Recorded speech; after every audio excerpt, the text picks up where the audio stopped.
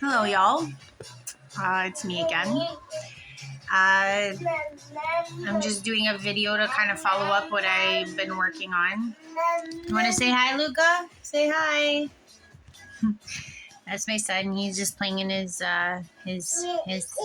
He'll probably be chiming in from time to time. Basically, I just wanted to kind of talk about where I'm at right now. I've been doing a lot of meditation, and I've been going through my initiations. The initiations are pertaining strictly to the divine feminine. And so far I've done Hathor, Isis, Mary Magdalene, Mary, Mother Mary, and capacities of Green Tara, who's an avatar.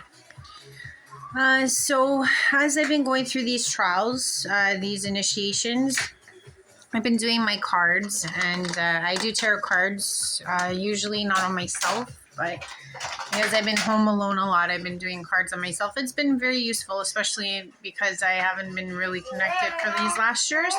My cards seem to be like have been my oracle way of connecting, at least for certain questions that I wasn't really trusting my intuition on.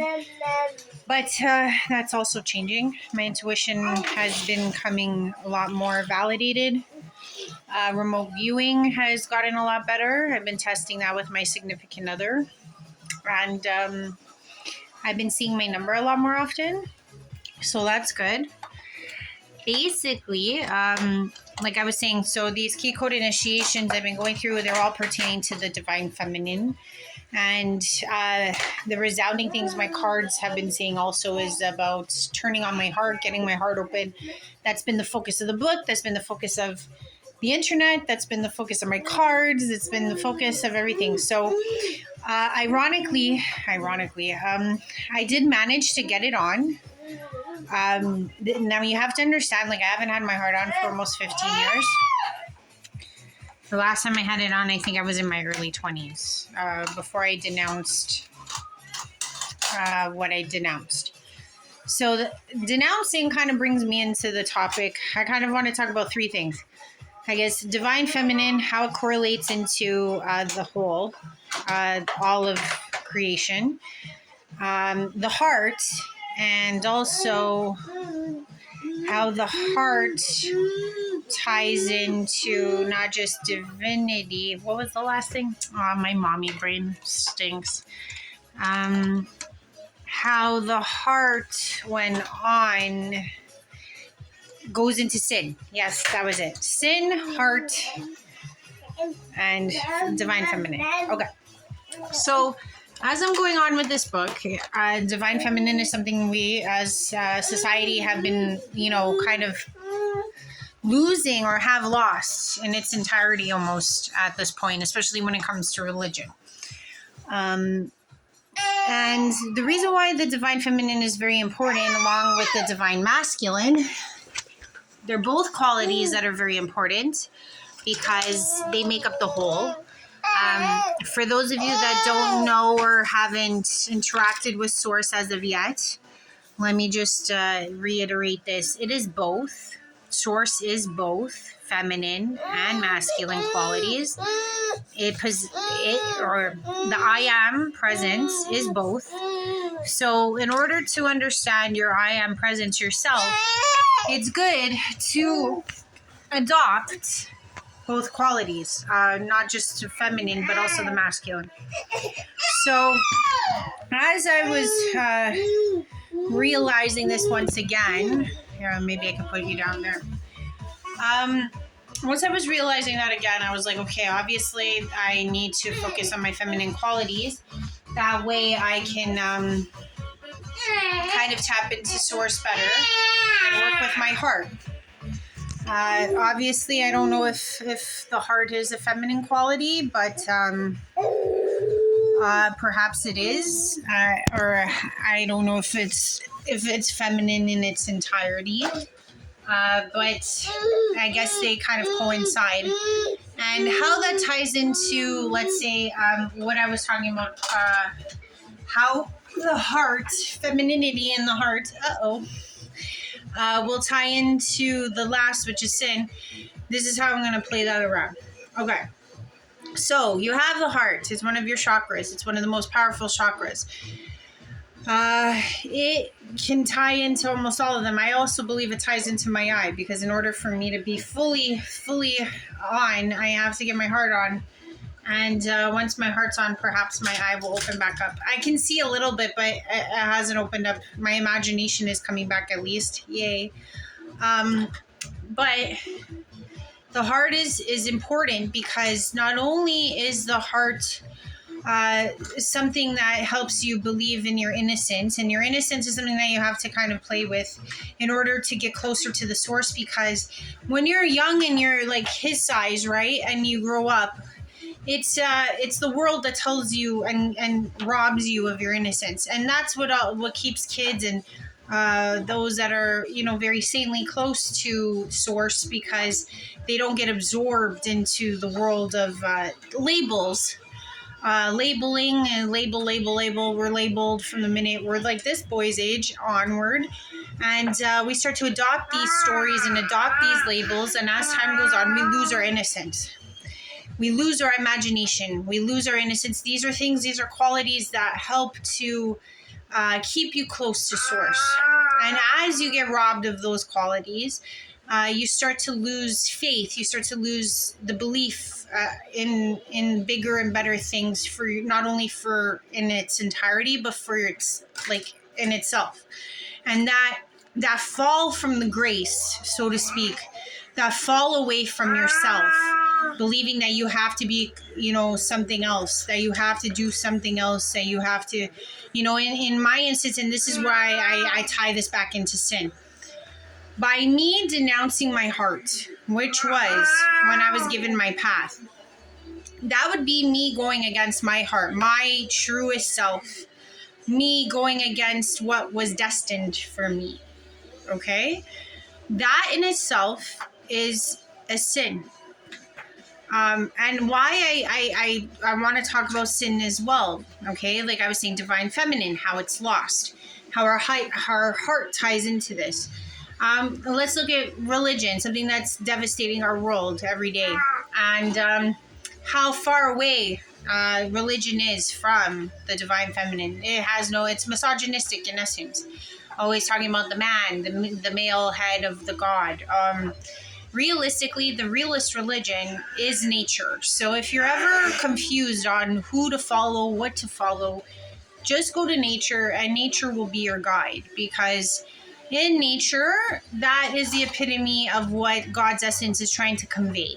This unity, this beauty, this flow, this rebirthing destruction. It's showing how things can be, if not all muckied up with all of this label stuff and story stuff that us humans have adopted. Because animals can get along. Like dogs and cats can live in the same house and get along.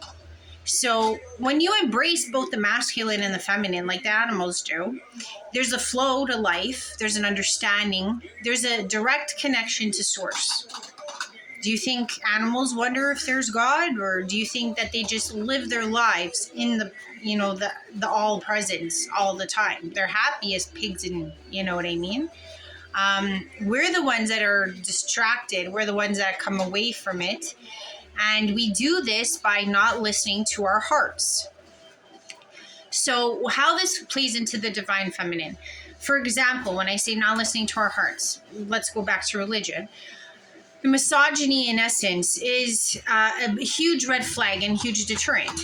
Now, here you have, let's say, for example, a man who is following a tradition and or a religion that denounces the healthiness, the joy, the applause, the reverence of his wife, mother, and sister, for example. When I say you got to listen to your heart to understand God, to understand, in essence, what you're trying to achieve here as a soul, it doesn't matter what your body is, realistically, like man or woman. But when you're put in this male role and you're following a religion or a belief system, that hurts these people. The first primary thing you got to think about is I love my mom. I love my sister. I love these people. Thank you, Luca. When you listen to the story of a man somewhere from a million years ago who wrote in a book how to treat and act towards those you love, which is the primary source of God. Doesn't matter what religion you follow. God is love. If you love your mom, you love your sister, you love your wife, the minute you deter away from that and you go against your heart, against your love for these people, you have caused sin for yourself. Because what happens is that you build guilt, shame. You might even become more into the religion that does these things in order to kind of pacify and arguably justify to yourself why you're in this religion. Because you better be gung-ho if you're going to be doing this to all of your loved ones. So when people start thinking like, oh, sin is like, these documented things, it is, you don't have to kill someone to know the gravity of what the ricochet would be in someone's life by murdering them. Yet, you don't have to do it to know the gravity. But that's not the only form of sin. Sin goes, and like I was playing back into me not following my destiny. That was a huge sin against myself. It's not written in a book somewhere, but I ended up internalizing that pain. And by me getting away from my destiny, ended up injuring me within my soul. And these soul injuries, that's a better way of putting it. Soul injuries are sins. So what that ties into is that if you're following a religion that takes away from the primary idea of love in all of its fundamental essence, then you're following the wrong religion. You're following the wrong thing because you're now going against your heart. You're now going against your heart, which is ultimately the one identifier of what God is. So, like I said, it goes back to divine feminine, divine masculine. These two qualities make up the all, make the I am presence that is within all of us. And if you, like I said, when you are a child, you get along with everybody. You get along with black, white, Asians, young kids, old kids, all kids, female kids, boy kids, whatever kids. So the thing is, the takeaway here is that we need to kind of go back to this belief system of you're my friend, we're all friends, we all love each other, and we're all one, and we're all human. Human is first too. Okay? Like, if animals can get along and they're not even the same species, how behind are humans? And how are we ever going to ascend if we can't fundamentally get over these simplistic things? Simplistic yet so controversial. And I say that with all my heart because, like, as somebody who was I guess on from a very young age, I just couldn't fathom all of these things. Like, I didn't know what the hell racism was. I didn't understand these concepts because I grew up with all kinds of different colors. And it didn't change or make a difference what they bled, they bleed, they eat.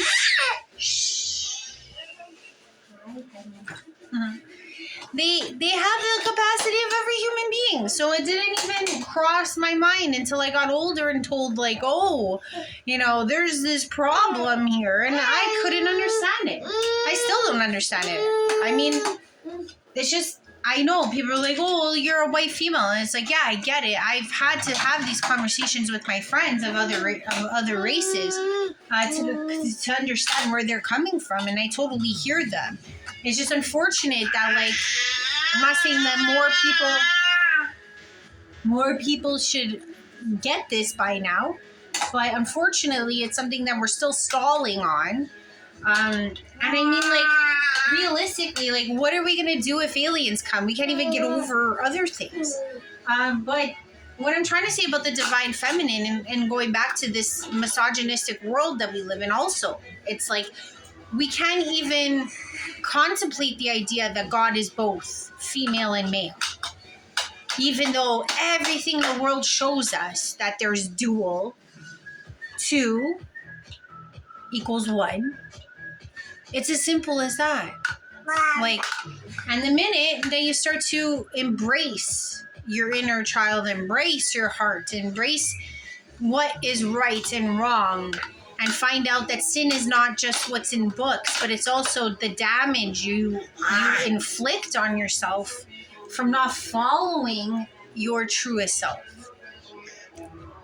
So I guess the takeaway is, if you're doing something that is not part of love, meaning you are hurting others around you, if you're hurting others around you for your belief systems, if your family members are not living their fullest lives because of decisions you've made, if you've greedily, tried to take over the world, and you're giving and forsaking everyone for items and for cars and for things, that's still sin too, because realistically, no matter how much money you have, you're never going to be happy. Some of the happiest people are the poorest people in the world. And you want to know why?